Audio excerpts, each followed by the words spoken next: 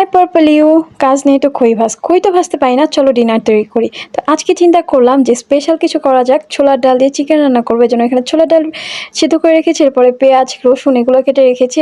আমি এখানে গরম তেলের মধ্যে পেঁয়াজ দিয়ে দিলাম, পেঁয়াজটা ভাজা হলে এর মধ্যে আমি আদা রসুনের পেস্ট দিয়ে দিব, আদা রসুনের পেস্টটা একটু ভেজে নিব।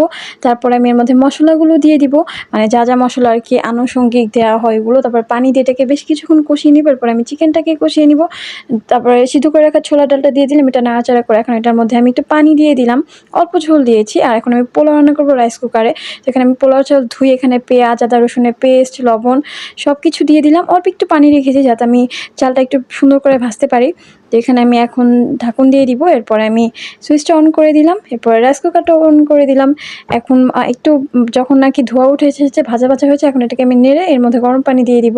এই তো আমার রান্না হয়ে গেছে। ভিডিওটা ভালো লেগে থাকলে চ্যানেলটাকে সাবস্ক্রাইব করে দিও। সবাই ভালো থেকো, আমাকে দয়া মনে রেখো। আল্লাহ হাফেজ।